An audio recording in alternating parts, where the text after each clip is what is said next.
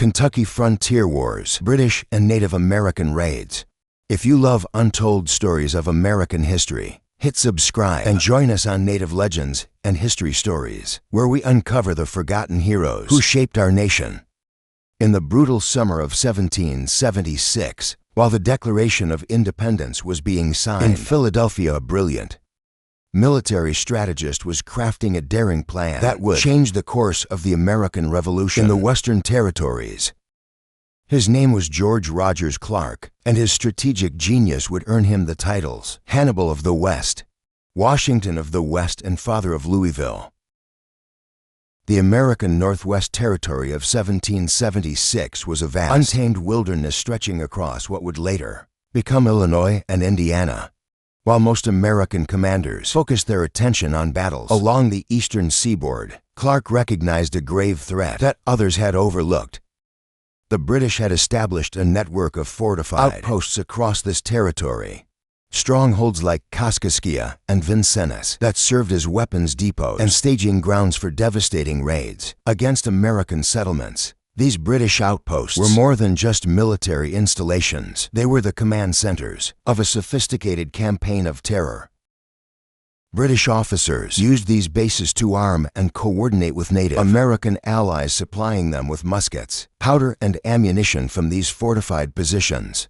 Raiding parties would strike out against settlers in Kentucky, Pennsylvania, and Virginia, leaving a trail of destruction in their wake. Farms were burned, families were displaced, and entire settlements lived in constant fear of attack. The British strategy was brutally effective. By keeping the frontier in turmoil, they forced the Americans to divert precious military resources away from the main theater of war in the east. The small, mobile bands of raiders were nearly impossible to track or engage in decisive battle, melting away into the wilderness after each attack, only to strike again somewhere else, weeks or months later. Clark, however, saw what others missed with his keen military insight.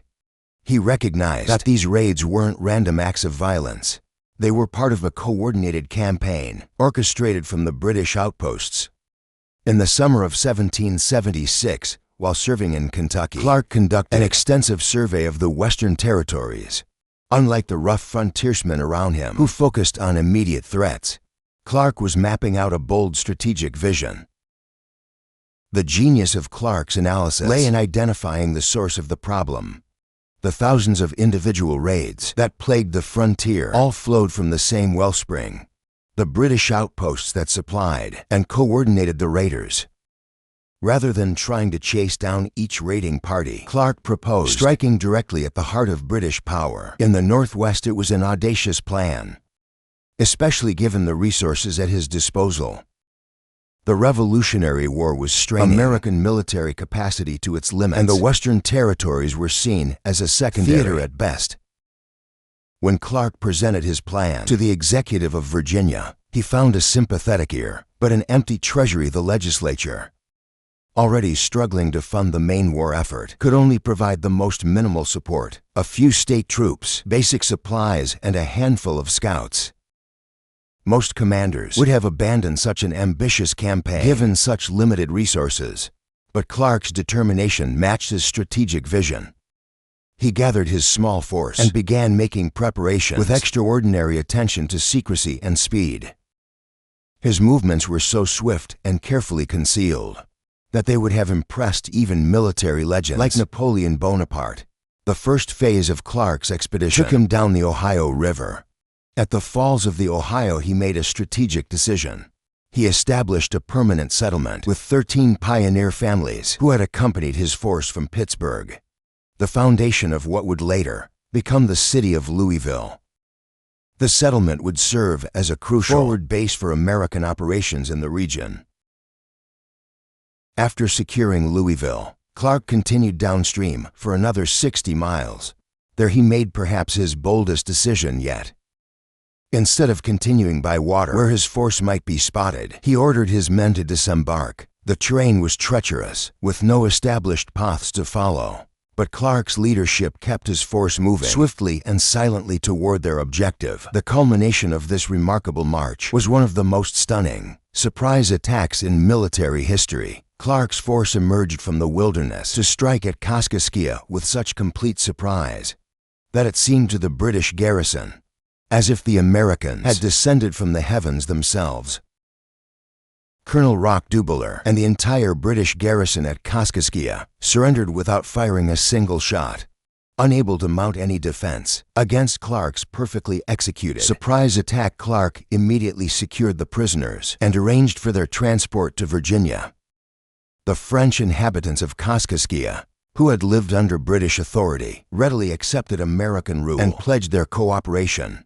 In the fall of 1777, Governor Hamilton, commanding the British forces in the Northwest, began marshalling his resources. His strategy centered on assembling a combined force of British regulars and Native American warriors. The plan extended beyond merely defeating Clark. Hamilton intended to launch a full-scale invasion of Kentucky and push onward to capture Fort Pitt. Winter's approach forced Hamilton to adjust his timeline. While postponing the main offensive until spring, he deployed his Native American allies to maintain pressure through continuous raids along the Pennsylvania and Virginia frontiers. These raiding parties would reassemble in early spring for the primary campaign. At Kaskaskia, Clark maintained his position with his small force while gathering intelligence through an extensive network of spies. These scouts brought critical information. Hamilton's Native American forces had scattered for their winter raiding missions, leaving Vincennes defended only by British regulars. Clark saw this moment of vulnerability and prepared his men for another strike. The march to Vincennes stretched 180 miles through uncharted wilderness. Clark led just 130 men, each carrying what limited provisions they could manage on their backs. They faced treacherous terrain, dense forests, unmapped trails, and flooded lowlands. Winter storms brought freezing rain and snow. The men waded through the flooded Illinois plains. For days on end, food supplies diminished rapidly. The guides lost their bearings in the monotonous floodplain. Physical exhaustion and harsh conditions tested even Clark's most experienced soldiers. Clark pressed forward, maintaining discipline and purpose despite these challenges. Upon reaching Vincennes, his force struck with the same precision as at Kaskaskia. Governor Hamilton and his garrison surrendered, joining their Kaskaskia counterparts as prisoners, bound for Virginia. The French-Canadian residents of Vincennes aligned themselves with the American cause. Several local Native American tribes, seeing Clark's successive victories, shifted their allegiances, with some actively joining the American side. The Virginia government moved to consolidate these gains by dispatching a regiment of state troops to the captured territory. Clark constructed a fort at Louisville, establishing it as his command center. The expansion of American control continued steadily. By April 1779, Robert Patterson constructed a solitary blockhouse with defensive positions marking the first building in what would grow into Lexington, Kentucky. In 1779, Colonel Bowman launched a military expedition against the Native American settlement of Chillicothe. His force comprised Kentucky's finest fighters, seasoned frontiersmen who had survived countless battles and raids. Colonel Benjamin Logan served as second in command, while experienced officers Harrod, Bulger, and Bettinger led individual units. The expedition represented the largest coordinated military action yet attempted by Kentucky's militia forces. Bowman divided his force into 3 assault columns. Logan's division took the left flank, while Bowman himself commanded the center. The approach march maintained perfect discipline, no fires at night, careful scouting of the trail, and absolute silence as they neared their objective. At dawn, Logan's men achieved complete surprise, infiltrating the outer edges of Chillicothe without raising any alarm. The carefully orchestrated attack began to unravel at the crucial moment. While Logan's division pressed forward according to plan, Bowman's center column remained stationary. Minutes passed with no support forthcoming. Logan's men, now deep in the settlement and engaged in close combat, found themselves isolated and increasingly vulnerable. Native American warriors, recovering from their initial surprise, began to mount an organized defense. Without support from the main force, Logan had no choice but to order a fighting retreat. His men fell back in small groups, providing covering fire for each other as they withdrew. The ordered withdrawal soon deteriorated into a scramble for safety. As warriors pursued the retreating Kentuckians, the entire operation collapsed into chaos. Several junior officers salvaged what they could from the disaster. Mounting their horses, they charged directly at the pursuing warriors, buying precious time for the foot soldiers to reach safety. These desperate counterattacks prevented a complete massacre, but couldn't change the operation's outcome. Bowman's expedition limped back to Kentucky, having failed to achieve any of its objectives. That same year brought profound changes to Kentucky. Through Virginia's new land law, the legislation aimed to establish order in the distribution of Western lands, but its implementation created decades of confusion and conflict. Virginia's legislature, despite good intentions in recognizing settler claims, made a crucial oversight. They failed to fund a comprehensive survey of the territory. Instead of systematic mapping and division of land into standard sections, the law allowed warrant holders to claim and survey land wherever they chose. Each claimant bore the cost and responsibility of their own surveys. The law demanded extremely precise descriptions of property boundaries, requiring technical skills that most frontiersmen simply didn't possess. Even experienced woodsmen like Daniel Boone and Simon Kenton, who could track game through hundreds of miles of wilderness, struggled with the laws demanding technical requirements. Their land claims, though based on intimate knowledge of the territory, often failed to meet the strict legal standards for boundary descriptions. The law declared any vague or imprecise land entries invalid, negating many legitimate claims. The practical effects rippled through Kentucky society. Settlers filed overlapping claims on the same parcels. Property lines crossed and recrossed each other. Multiple patents were issued for identical pieces of land. The resulting legal tangles filled courthouse dockets and drained settlers' resources through endless litigation. Between 1779 and 1781, Kentucky transformed from a hunting ground to a land speculation frontier. Professional surveyors became as common a sight as hunters in the wilderness. Their chains and compasses replaced animal tracks as the focus of frontier attention. Settlers and speculators alike braved Native American attacks and harsh conditions. In their rush to claim the richest lands, the law triggered a massive wave of immigration into Kentucky. Land hunters arrived by the thousands, many carrying multiple warrants to claim the most valuable properties. Each new arrival intensified competition for prime locations. River bottoms, springs, and fertile meadows became the subject of fierce legal battles.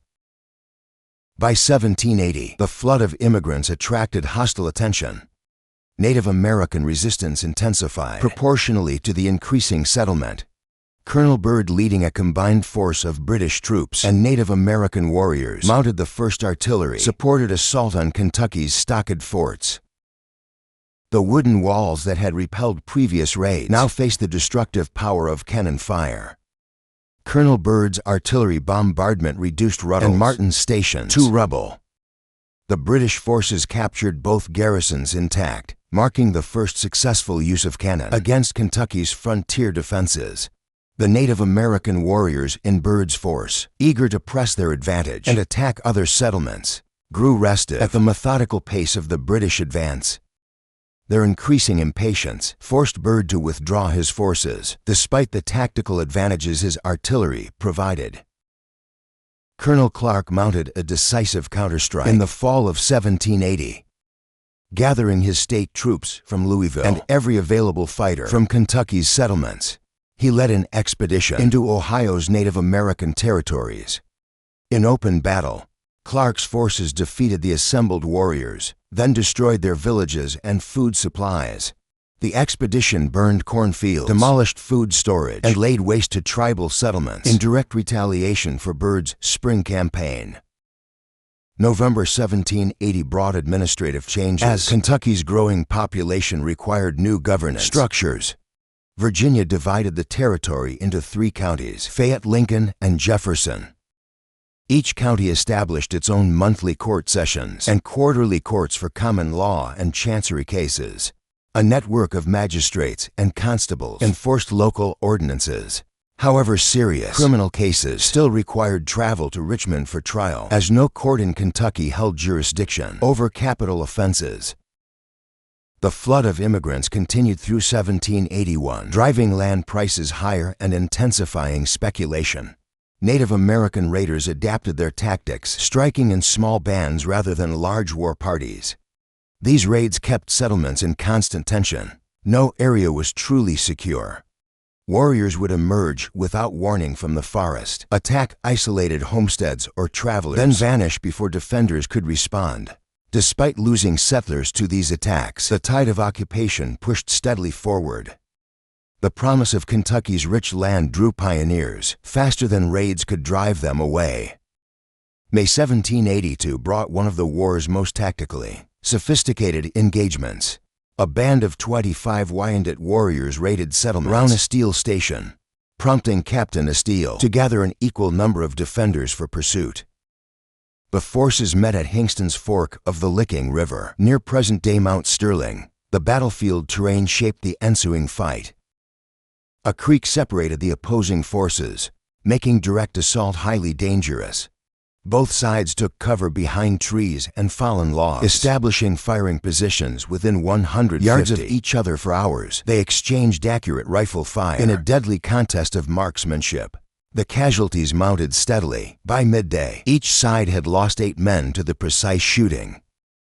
Captain Estill, seeking to break the stalemate, dispatched Lieutenant Miller with 6 men to cross the creek downstream and attack the Wyandot position from behind. As Miller's detachment moved right to begin their flanking maneuver, the Wyandot leader recognized a reduction in Estill's main force. Seizing this moment of vulnerability, he ordered his remaining warriors to cross the creek in force. The Wyandot charge caught Estill's weakened line off balance, with Miller's flanking force out of position and unable to return quickly enough to help. Estill's remaining men faced the full fury of the Wyandot attack. The close-quarter fighting became desperate. Estill and several of his best men fell in the savage melee. The surviving Kentucky fighters were forced to abandon their positions, leaving their dead and wounded on the field as they retreated. The Battle of Estill's defeat, as it came to be known, demonstrated the tactical sophistication of frontier warfare. Both commanders had maneuvered their forces skillfully, but the Wyandot leader's decisive counter to the flanking attempt proved the decisive moment. The engagement showed that Native American leaders could outmaneuver experienced frontier captains in open battle. The casualties at Estill's defeat were severe. Captain Estill and most of his officers lay dead on the battlefield, with similar losses inflicted on the Wyandot warriors. The battle's impact rippled through Kentucky's settlements, followed by a series of escalating confrontations. Near the Upper Blue Licks, Captain Holder led 17 Kentuckians in an encounter with 20 Wyandot warriors. The skirmish ended in defeat for Holder's men, adding to the mounting losses among Kentucky's defenders. August 1782 brought the largest Native American force yet seen in Kentucky. 500 warriors, drawn from tribes across the Northwest Territory, moved south through Kentucky with remarkable stealth. They converged on Bryant Station without detection, surrounding the fort before anyone inside realized the danger. The garrison's response demonstrated both discipline and ingenuity. Their most pressing need was water. The fort's spring lay outside the walls. The women of Bryant Station undertook this dangerous task. Walking calmly to the spring, despite the hidden threat, they carried water back to the fort while maintaining an appearance of normal routine. 2 riders broke through the siege lines at full gallop, racing to alert nearby settlements. The garrison executed a clever defensive strategy. They concentrated their fire on the fort's weaker side, leading the attackers to believe this was where the defenders expected the main assault. This deception succeeded in drawing Native American warriors into exposed positions. A group of 16 mounted reinforcements charged through the siege lines at full gallop, reaching the fort without casualties. A larger group of foot soldiers attempted the same feat. Over 32 men tried to break through, but the attempt failed with significant losses. The garrison maintained disciplined fire from protected positions, targeting any warrior who presented an opportunity. After 2 nights of failed attacks, the Native American force withdrew along the Buffalo Trace toward Lower Blue Licks, concerned that prolonged siege would bring Kentucky's full military strength against them. The response from Kentucky's settlements was swift. By the following noon, 160 militiamen had gathered at Bryant Station. Among the assembled officers were the most experienced frontier commanders in Kentucky. Colonel Todd, Colonel Trigg, and Daniel Boone provided senior leadership, supported by Majors Harlan McBride and Levi Todd. Captains Bulger and Gordon joined the council, along with 45 additional commissioned officers and the controversial Major McGarry. The command council faced a crucial decision. Colonel Logan was gathering a substantial force at Lincoln, just 24 hours away. Major McGarry, despite his reputation for aggression, argued for waiting for Logan's reinforcements. His caution went unheeded as the other officers, eager to engage the withdrawing warriors, voted for immediate pursuit. On August 18th, the force departed Bryant Station, pushing hard on the warriors' trail. By noon on August 19th, they reached the southern bank of the Licking River, where they caught their first glimpse of the warriors they had pursued with such determination. On the northern ridge, several Native American warriors stood in plain view. They observed the large Kentucky force with casualness, studying them for several minutes, before withdrawing unhurriedly beyond the ridgeline. Even the most inexperienced scouts among the Kentuckians recognized this behavior as a calculated display. The 160 Kentucky fighters faced an immediate tactical decision. The enemy clearly held the ground ahead in strength, leaving them two options: engage in battle against superior numbers or retreat to safer ground. A group of 12 senior officers rode forward to assess the situation. Daniel Boone, intimately familiar with the terrain, provided a detailed assessment. He identified a likely ambush position, approximately 1 mile past the river, where the watercourse curved in an irregular, elliptical shape. This formation created ideal firing positions for warriors concealed along the Buffalo Trace, the main trail the Kentuckians would likely follow. Boone presented two tactical options: fall back to await Logan's reinforcements, or split their force to attempt simultaneous flanking attacks on the Native American position. Before the officers could fully debate these options, Major McGarry took decisive action. He spurred his horse into the river, raised his hat above his head, and called out a challenge: "Let all who are not cowards follow me." The taunt struck at the core of frontier pride. Among the 160 Kentucky fighters, not one man held back. The ordered ranks dissolved as mounted men plunged into the ford, each pressing to reach the far bank first. Foot soldiers mixed among the horsemen, creating a chaotic mass of men and animals struggling through the deep water. Upon reaching the northern bank, they maintained this disordered advance, driven by a collective determination to prove their courage. McGarry continued to lead the charge with Boone, Harlan, and McBride close behind. The Native American response was devastating. Concentrated rifle fire erupted from concealed positions ahead of the advancing force. The lead elements halted, seeking what little cover they could find while attempting to return fire. As the center and rear elements pushed forward to support the van, they crowded onto exposed ground along the rocky ridge. Native American warriors, positioned in ravines on both flanks, caught the Kentucky force in a deadly crossfire. The Kentuckians found themselves in an untenable position. Nearly 80 men were mounted, presenting easy targets, and the bare ridge offered no protection from the withering fire. The Native American forces then executed a double flanking maneuver, threatening to cut off any retreat. The rear elements of the Kentucky force fell back to maintain an escape route. This withdrawal triggered a cascade effect. As the rear withdrew, the center and van were forced to follow, and the entire formation collapsed into a chaotic retreat. The pursuit proved as deadly as the initial ambush. Native American warriors pressed their advantage relentlessly, inflicting heavy casualties on the fleeing Kentuckians. The toll among the officers was particularly severe. Colonels Todd and Trigg, Majors Harlan and McBride, and Captains Bulger and Gordon all fell during the battle. In an ironic twist, Major McGarry, who had precipitated the disaster and fought in the thickest part of the engagement, emerged without a scratch. The final casualty count reached 60 dead among the officers and men, with 7 captured by the Native American forces. The number of wounded remained uncertain. As many men scattered during the retreat, the first survivors reached Bryant Station that night, where they encountered Colonel Logan, arriving with 450 reinforcements.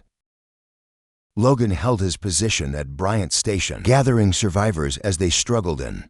Before advancing to the battlefield to recover the dead, Colonel Logan's force gathered and buried their dead at Blue Licks.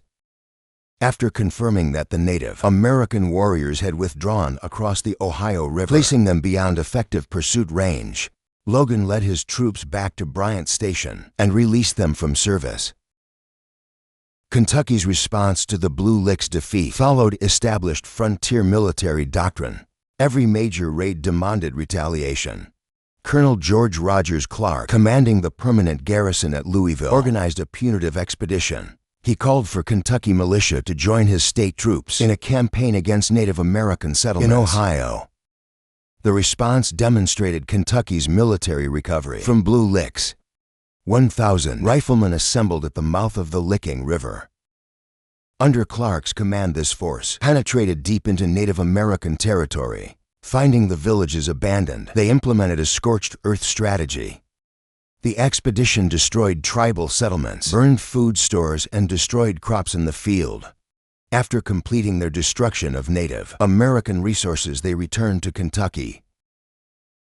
The Battle of Blue Licks marked the final major engagement of the American Revolution in the Western Theater. The casualties were severe.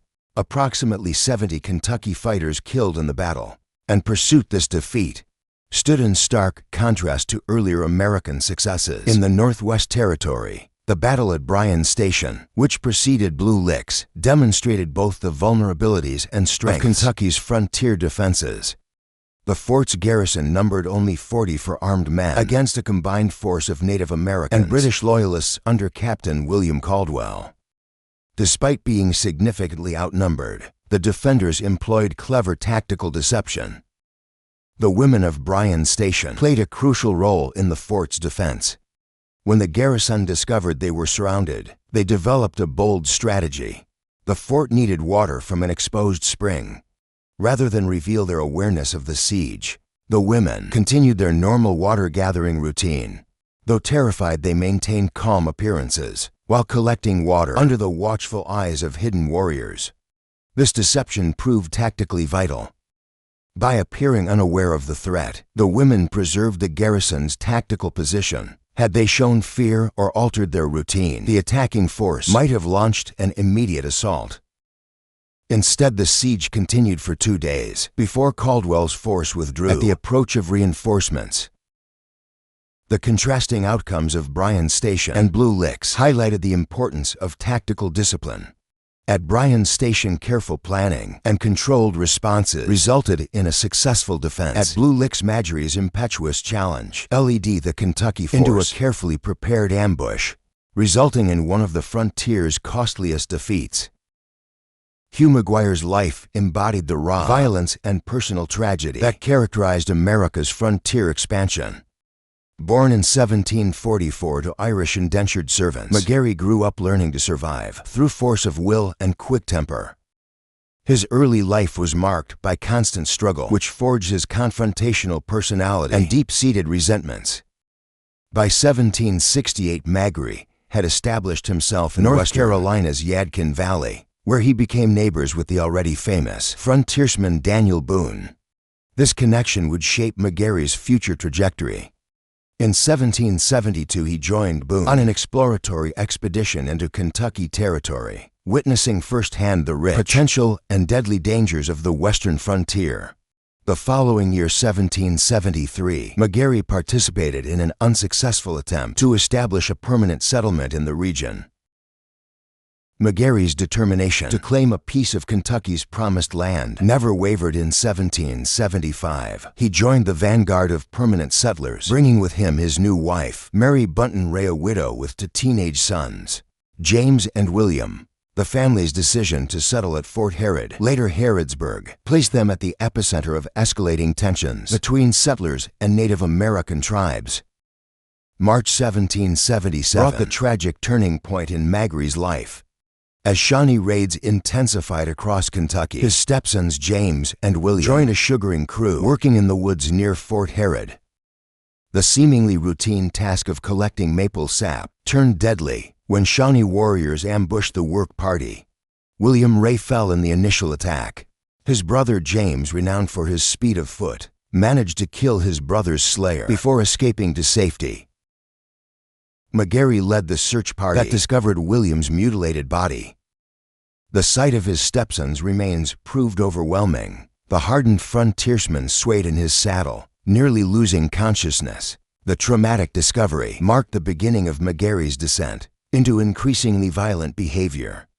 The impact on his wife Mary was equally devastating. She retreated into a deep depression from which she would never emerge, dying 3 years later in 1780. The tragedy transformed Magri's simmering hostility toward Native Americans into consuming hatred. When raiders struck Fort Herod's outlying cabins, Magri led a counterattack with savage intensity. Among the dead raiders they found one wearing William Ray's distinctive hunting shirt. McGuire's response shocked even his fellow frontiersmen. He methodically dismembered the warrior's corpse and fed the pieces to his dogs, an act of desecration extreme, even by the brutal standards of frontier warfare. The psychological toll of William's death manifested in increasingly erratic behavior. During Mary's prolonged decline, stories circulated through Fort Herod of Magri's infidelity. These accounts included bizarre claims that William's ghost appeared to Magri wrapped in burial sheets, warning him against pursuing other women. Whether these supernatural visitations stem from guilt grief or the effects of frontier whiskey remains unclear. Following Mary's death, McGarry married Katie Yoakum, but this union brought no peace to his troubled life. The couple's relationship devolved into frequent public quarrels, with McGarry's violent temper on full display. His confrontations extended to Katie's family. In one notable incident, he threatened to shoot her brother's dam gourd, frontier parlance for threatening to kill. The constant presence of alcohol, a standard feature of frontier life, likely exacerbated McGarry's volatile personality. McGarry's reputation in the community continued to deteriorate. Beyond his personal conflicts, he developed a reputation for reckless gambling. In 1781, authorities charged him with organizing and betting on Sunday horse races, activities that violated both religious sensibilities and civil order. The Virginia court's verdict was damning. They branded him an infamous gambler and barred him from holding any position of public trust or honor in the state. Despite his personal failings, Magri maintained his position among Kentucky's frontier fighters. His experiences, the loss of William, the decline and death of Mary, his remarriage to Katie, and his increasingly self-destructive behavior, reflected the brutal realities of frontier life. The transformation of a man who had started life as the son of indentured servants, risen to become a respected settler, only to descend into notorious violence, illustrated the psychological toll of America's westward expansion. McGarry's struggles with alcohol intensified over time, fueling both his violent outbursts and periods of dark depression. His drinking companions reported episodes where he would alternate between boasting of his frontier exploits and falling into morose reflection about William's death. The combination of personal tragedy, alcohol, and the constant stress of frontier warfare created a volatile mixture that repeatedly erupted in violence. The community's attitude toward Magri became increasingly ambivalent, while his fighting skills remained valuable for frontier defense. His unpredictable behavior and hair-trigger temper made him a liability in civilian life. His fellow settlers maintained a wary distance, never knowing whether they would encounter the skilled frontiersman or the vengeful, drunken antagonist. The social isolation likely contributed to his continued spiral into excessive drinking and violent confrontations. The autumn of 1781 marked a decisive shift in the American Revolution. While Lord Cornwallis's surrender at Yorktown effectively ended British operations in the East, fighting continued unabated on the western frontier. Major Hugh Magri found himself at the center of one of the war's final and bloodiest engagements. In August 1782, a combined force of 50 British Loyalist Rangers and 300 Native American warriors from the Great Lakes region mounted an attack on Bryan's Station, near present-day Lexington. The attackers lost their initial advantage of surprise and lacked artillery to breach the fort's wooden walls. After several days of burning outlying buildings and killing livestock, they began a withdrawal toward the Ohio River. A relief force of 180 Kentucky militiamen assembled to pursue the retreating raiders. This pursuit force included some of Kentucky's most experienced frontier fighters, including the legendary Daniel Boone and Major Hugh McGuire. Colonel Benjamin Logan was gathering additional reinforcements, with the renowned scout Simon Kenton serving as his guide. During the Council of War at Bryan's Station, Magri, despite his reputation for aggression, advocated waiting for Logan's reinforcements before pursuing the raiders. This uncharacteristic caution earned him a sharp rebuke from Colonel John Todd, who questioned his courage and ordered an immediate pursuit. McGary rode out with the force, his commander's words clearly rankling. The pursuit force encountered troubling signs. Daniel Boone and other experienced scouts noted that the raiders' trail was suspiciously obvious. The withdrawing force made no attempt to conceal their route or split into smaller groups, tactics that experienced warriors typically employed. The clear trail seemed deliberately laid, as if inviting pursuit. On August 19, 1780, the Kentuckians reached the southern bank of the Licking River. Boone, drawing on decades of frontier experience, warned that the terrain ahead was perfect for an ambush. The river's course created a natural trap,